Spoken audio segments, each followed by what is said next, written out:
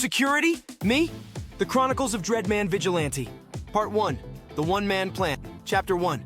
The revelation, it all started with the drum. Not just any drum, mi Breda. This was a Nyabingi session held behind Mama K's jerk shack, under a leaky tarpaulin and a full moon fat with meaning. The rhythm was sweet, deep, and mystical. You don't just hear Nyabingi, you become it. You close your eyes, sway your locks, and forget that your gas bill just doubled.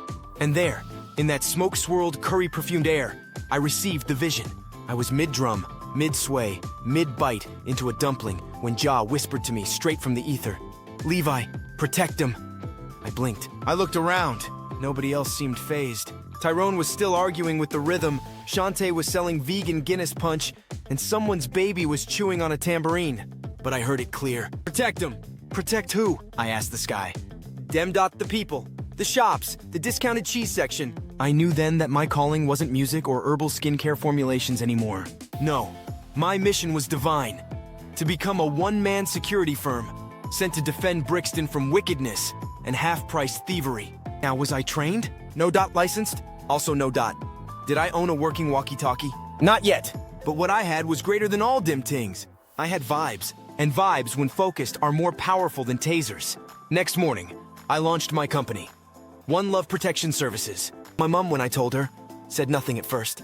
Just stared over her glasses with that face she used when I told her I once applied to be a backing dancer for Sizzla. "Levi, you want to do what?" "Security, mama.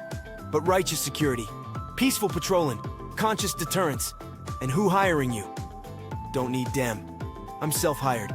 CEO, CRO, SDO." "What's SDO?" "Spiritual Defense Officer." She muttered something about needing spiritual defense from me and returned to her crossword.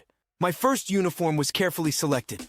Green sandals, red gold trousers made from curtain fabric, and a yellow jumper with a lion on it that said, "Zion or nothing." Over that, I hung my official badge, a laminated Bob Marley coaster on a shoelace. I set up shop, well, presence, outside Dixon's Discount Electronics, right between the mobile top-up man and the girl who sells eyebrow threading. I didn't need an office. I had a camping chair, my vibes, and my signature move, the look. Now let me explain the look. It's not aggressive. No dot, too much force disturbs the chakra. The look is calm but intense, suspicious but forgiving. You raise one eyebrow just slightly, and tilt your head like you've already seen this man steal socks in a past life. So there I was. Postured. Alert! One eyebrow elevated. Guardian of the aisle. And that's when the phone rang. "Yow, me lion," I answered, putting the phone on loudspeaker because Bluetooth gives me headaches. Me reach. Vibe strong. His bare suspicious tings happening already. Now, was I talking to anyone useful? No dot. It was my brethren Marvin who sells incense and conspiracy theories. "I hear Babylon training seagulls to scan faces now," he was saying. "They watching from above, Levi. We in the Matrix still." As I was nodding and mmming, something curious happened. A man, clean-cut, smiling, wheeling a boxed 42-inch plasma TV, walked right past me. I gave him the look. He gave me a respectful nod. "Safe, me general," he said. I liked his energy. Respectful, balanced. So naturally, I reached out and shook his hand. "Bless up. Walk good," I said. He walked. Good. Right out the shop, onto a waiting scooter, and vanished like breeze. 2 hours later, the manager pulls me inside. "Levi," she says, "did you see a man leave with a 42-inch Samsung? Me? No, man. All I see today is blessings." "You shook his hand, Levi. It's on tape. They show me the footage." There I am, clear as daylight, shaking the man's hand like he's won an award. The CCTV catches everything, except the actual crime, apparently. Somehow the footage has no audio and cuts out right before he zips off. But the cameras see me dot it, see him. But somehow it don't see D-robbery? "That's because," she says, folding her arms, "you look like you're helping him steal it." I pause, reflect, sip coconut water slowly, as wisdom drips into me. "So what you're saying," I begin, "is I'm too welcoming." She doesn't respond, just stares, like my mom does, like the police officer did when I offered to cleanse his squad car with sage. That night, I journaled my thoughts. A sacred ritual. Title of the entry. Chapter 1. Die Path begins. Not all who watch see.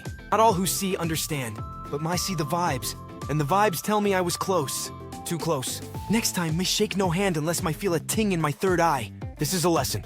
All great warriors start with one small defeat. Field note #001. Levi's security tip of the day: never judge a man by his TV box. Judge him by whether he has a receipt-shaped aura, or a scooter idling nearby. Chapter 2. Business launch, with no website. It was a bright Tuesday in Brixton, kind of morning where the sky looks like it just bathed. And even the pigeons strut like they've got places to be.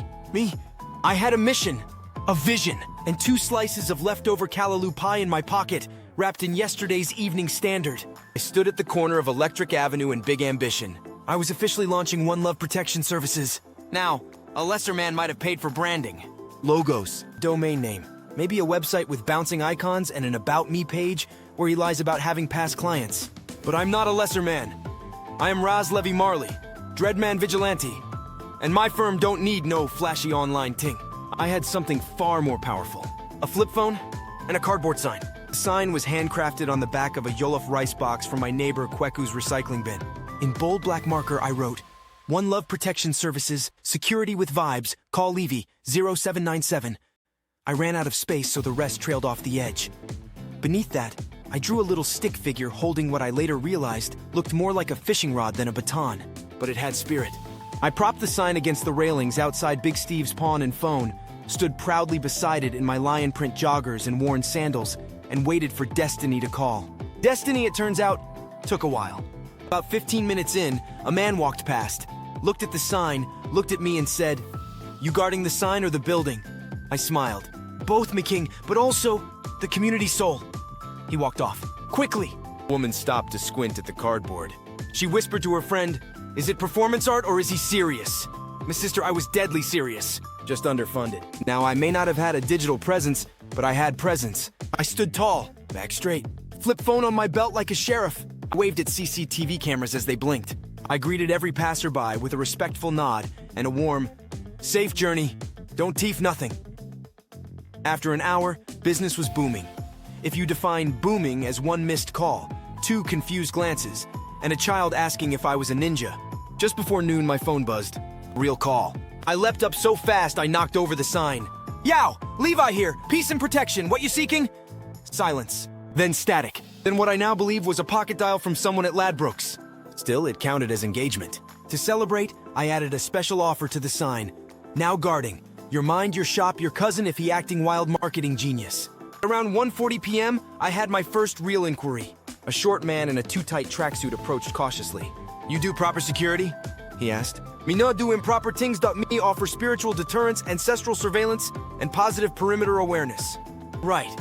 But do you actually stop people robbing the shop? Sometimes.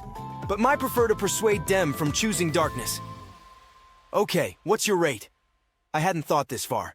I looked at him like he was asking for a secret price in a sacred scroll. £50 a shift, I blurted. Plus a hot meal and Wi-Fi. We don't have Wi-Fi. Then double the stew. He promised to get back to me. He did not, but it was a start. It was now on the map, or at least on the pavement. That evening, I decided to expand my reach. I walked the length of Brixton Market, flipping my cardboard sign over and writing new slogans like, Disarming thieves with peace since this morning. One man, one mission. No laptop. I leaned it against my chest and marched slowly, arms folded behind my back as if patrolling a palace. People took pictures. Some laughed. Some clapped. A child gave me half a plantain chip. A local influencer posted me on Instagram with the caption, This man just tried to stop my anxiety with the herbal chant. I love him. I was going viral, spiritually if not digitally. Back home that night, I sat in my kitchen, which doubles as a shrine to Bob Marley in a cupboard for pots, and opened my security journal. Entry #2. Me walk today in full confidence. Babylon love cameras, but my love people. My business card is eye contact. Me website is word of mouth. Me encryption, prayer. Dem laugh now. But when dem shop get licked, dem will remember.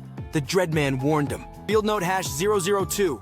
Levi's security tip of the day, a cardboard sign is not just a marketing tool. It's a contract with the universe. Just be sure to weigh it down with a mango, or it gon' blow in the wind and hit a bus driver in the face. Sorry again, Mr. Wilkins. Chapter 3. Uniforms by Jot, the manager at Technotronic, said, Security must wear black.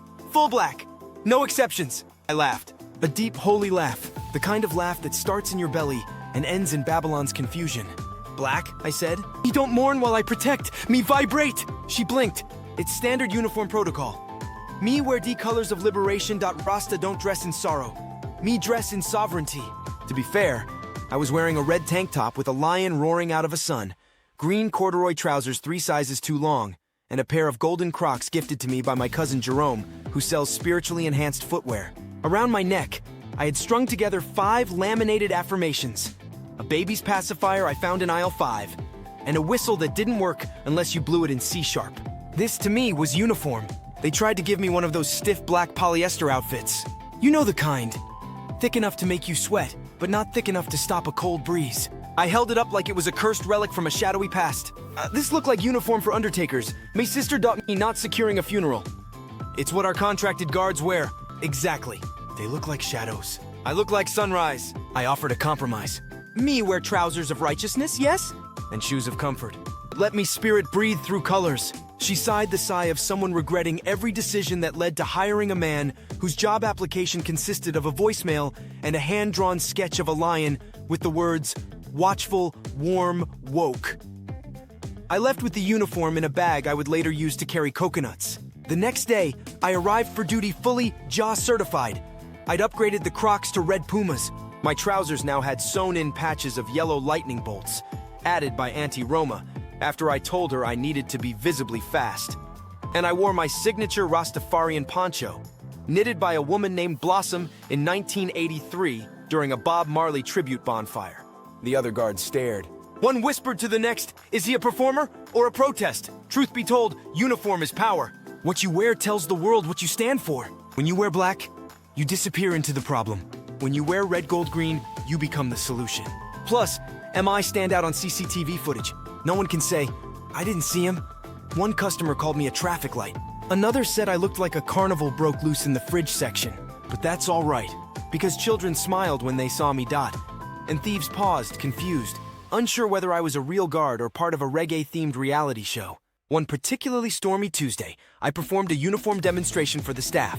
I lined up 3 outfits in the break room. 1. The standard security look, black on black misery. 2. The builder's fluorescent, high-vis confusion. 3. And my own, the Raz Warrior of righteous retail. Then I turned to the new cashier, Becky, and asked, which one feel like safety but also like joy?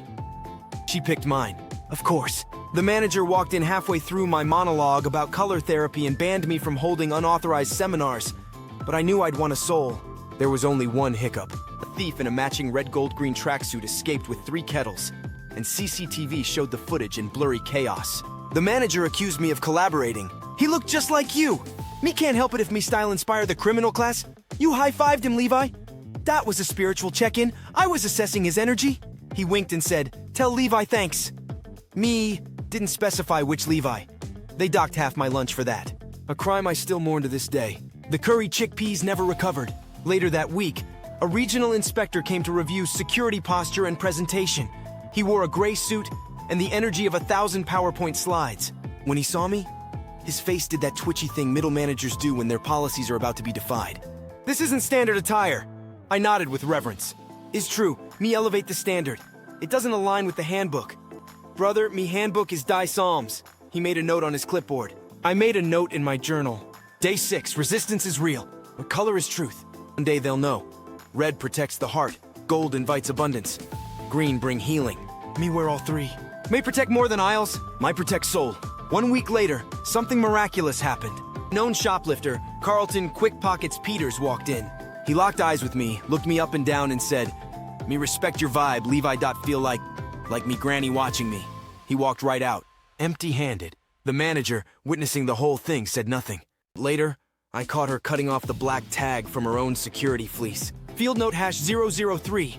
Levi's security tip of the day: a thief can spot fear in the eyes of a guard dressed like a ghost.